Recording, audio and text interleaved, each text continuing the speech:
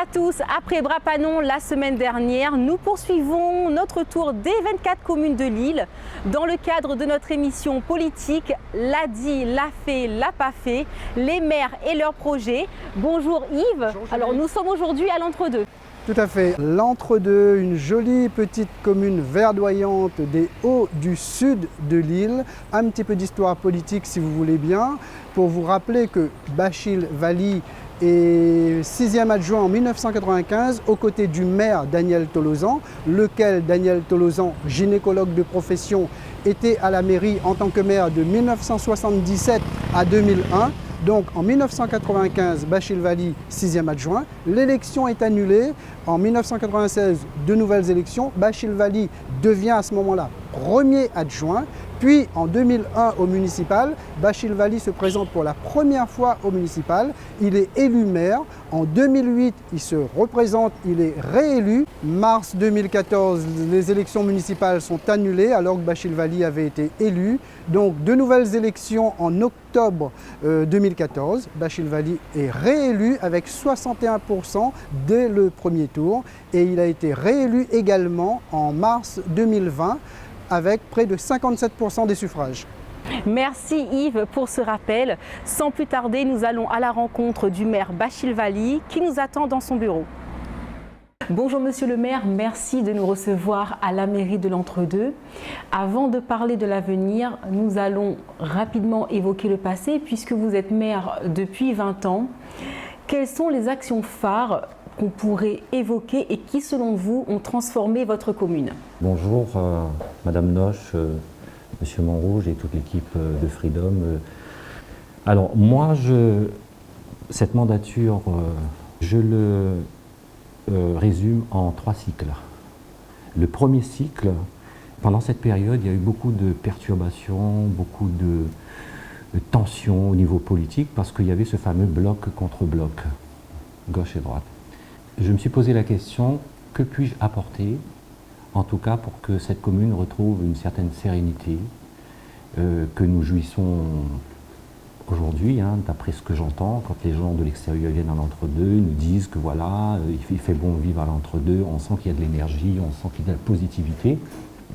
La première des choses qui m'a interpellé, c'est de dire comment est-ce que je pourrais apporter, en tout cas, la sérénité, apporter à ce moment précis, il était important de remettre en avant la dimension humaine. Voilà. Ce deuxième cycle était l'occasion pour nous d'aménager. Donc nous avons eu la chance de bénéficier dans le cadre de la structuration de bourg, des financements européens, des collectivités territoriales de l'État et autres, etc. Nous sommes à la 6e génération puisque nous avons pour les prochains mois, dès les arbitrages, une enveloppe de 3 700 000 euros dans le cadre du plan de relance avec les divers partenaires. Sur 7,5 millions, nous avons déjà quand même réalisé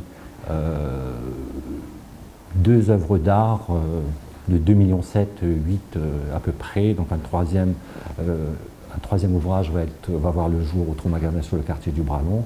Et les 3,7 millions, bien sûr, c'est tout l'aménagement du quartier du Bralon qu'on le réalisera avec un petit peu l'esprit du centre-ville que vous avez pu visiter ce matin, c'est-à-dire l'espace, l'aménagement, et d'où, bien sûr, dans le cadre du PLU que nous sommes en train de travailler, étendre le périmètre protégé à partir de la case d'un certain édile, sur 500 mètres, donc on va proposer l'extension, c'est pour justement qu'on préserve ce cadre de vie et qu'on met en avant cette richesse que nous avons héritée. Monsieur le maire, vous dites être un homme d'action, 20 ans de mandat, est-ce toujours aussi exaltant pour vous? Et ne risquez-vous pas de manquer de vision pour votre commune? Non, je vous répondrai non, c'est parce que j'ai la chance d'être dans une commune, quand je l'ai regardé il y a plus de 20 ans de cela et que je le regarde aujourd'hui, c'est-à-dire trouver l'équilibre entre la modernité et la tradition, et les traditions.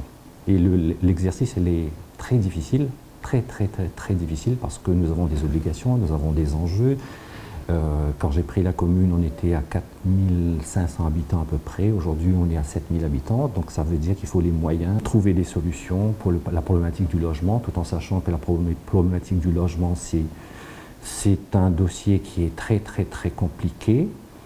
Mais ceci étant dit, je ne peux pas, au moment où je vous parle, de déséquilibrer tout le travail qui a été réalisé pendant toutes ces années-là, parce qu'on nous impose un quota de logement qui est surdimensionné et que quand vous avez 90% de votre territoire qui est inconstructible par rapport aux remparts, aux zones naturelles, le diméthyle, etc., et que vous avez seulement une marge de 10% de constructibilité, il va falloir vraiment faire preuve d'imagination et de ne pas fragiliser, en tout cas, les équilibres.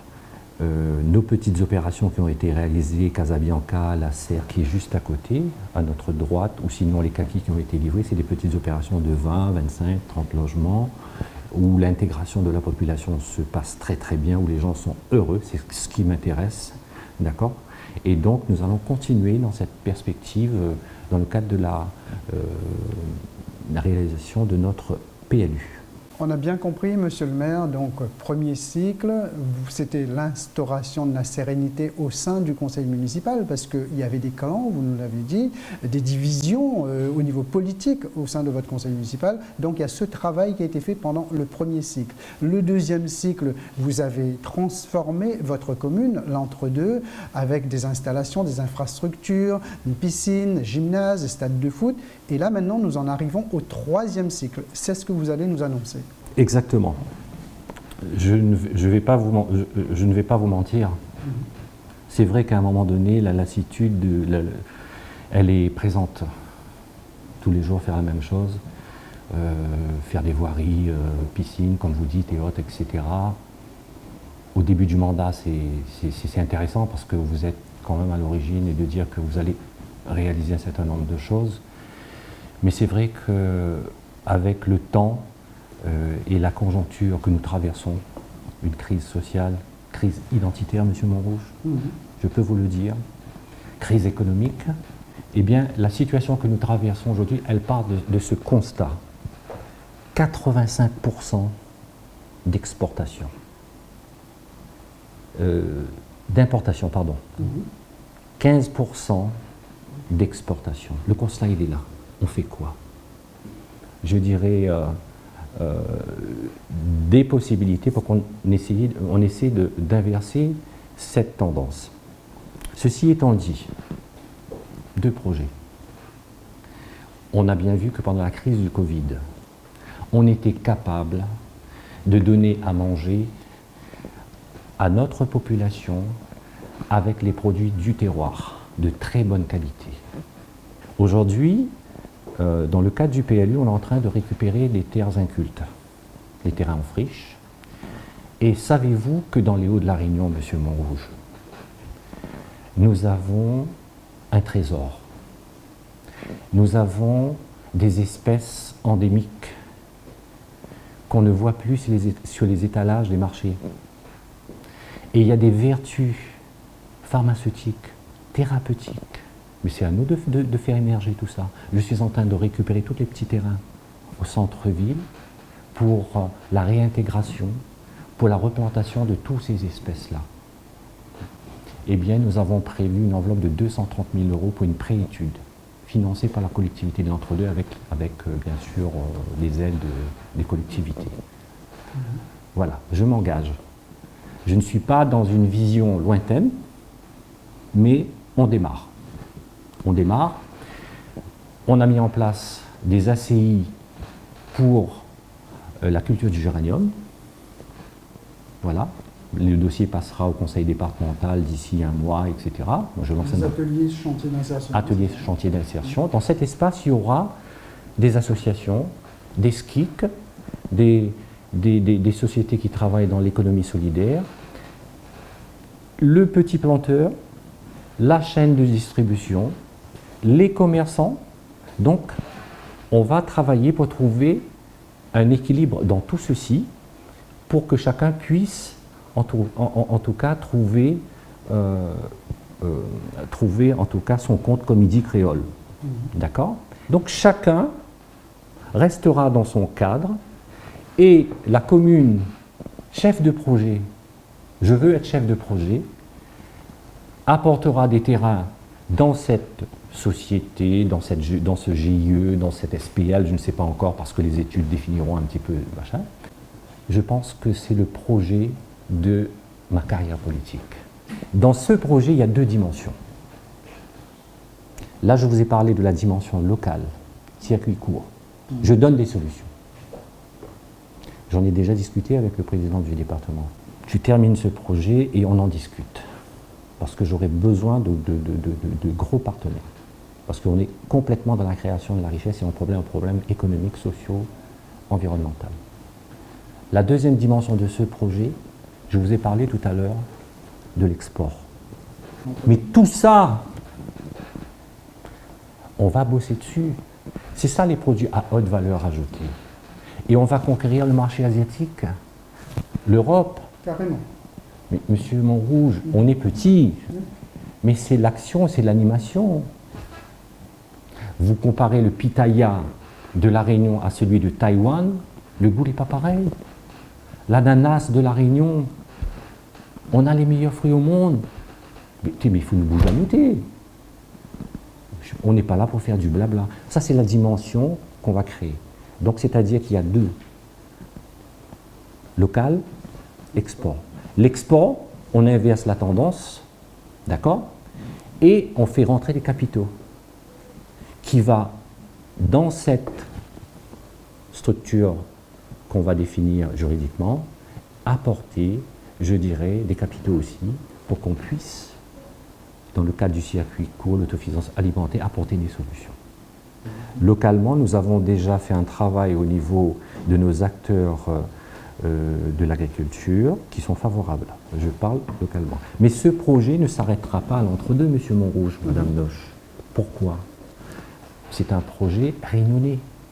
Parce que demain matin, quand je prends un exemple, le géranium, on va chez Chanel, on nous dit il faut tant de litres. Est-ce que moi, à l'entre-deux, j'aurai la capacité de livrer tant de litres?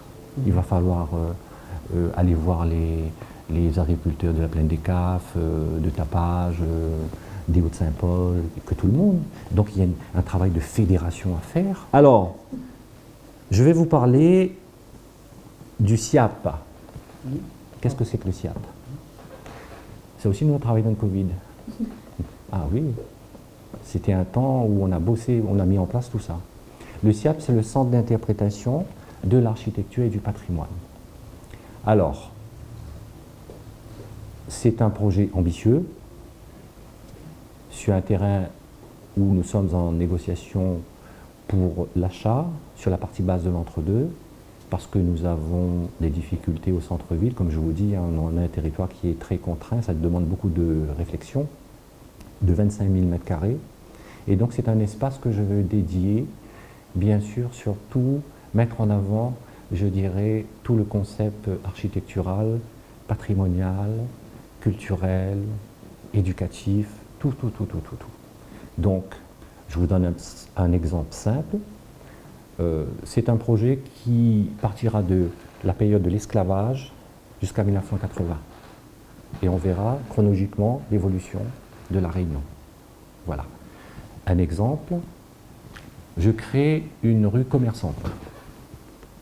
On commence de la case en paille jusqu'à la belle case créole que vous avez vue tout à l'heure.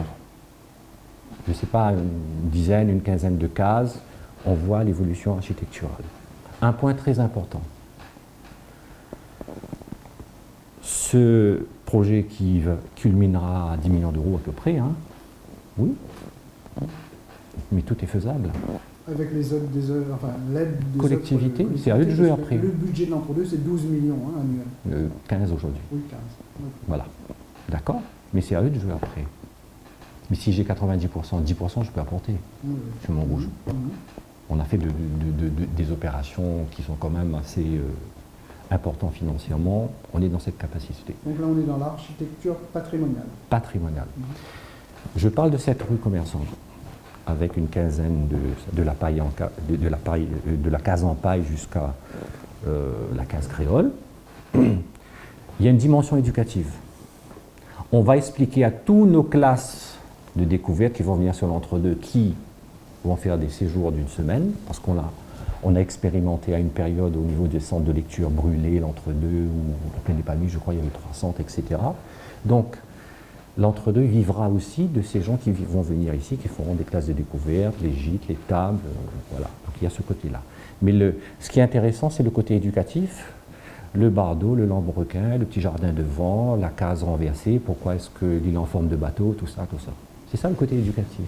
Donc ça veut dire que nous d'histoire, il ne peut être pas. Ça va rester gravé dans du marbre. Voilà. On va expliquer la terre, le scorie, le béton. Voilà. Il y aura une petite boutique chinoise. Pourquoi pas le côté culturel, symboliquement, le malbar, le chrétien, les arabes, etc., un petit case arabe, etc. Et dans toutes ces structures, il y aura le côté culinaire, le côté culturel, l'artisanat, etc. Et autour du projet, le petit train longtemps, et au niveau de l'espace, démonstration de vétiver, café bois-bon pointu, tout ce qu'on fait, les plantes médicinales. Donc ça sera la vitrine, parce qu'après, à l'intérieur du village et sur le Dimitil, vous allez retrouver ça. Vous voyez ce que je veux dire? Donc c'est un peu vraiment l'histoire de la Réunion, ses us et coutumes, qu'on veut que ça soit gravé dans du marbre jusqu'à la fin des temps. L'objectif, il est là. D'accord? Et ça sera aussi un produit touristique. D'accord? Il y a une dimension économique dedans. Et donc, globalement, voilà un petit peu ce qu'on voulait faire. La finalité, c'est la sauvegarde de la créolité. Merci Monsieur le maire, merci Yves. Nous étions aujourd'hui à l'entre-deux. On se donne rendez-vous lundi prochain dans l'ADI, l'a fait, l'a pas fait, les maires et leurs projets dans une nouvelle commune avec un autre maire. Bonne semaine à tous. Au revoir.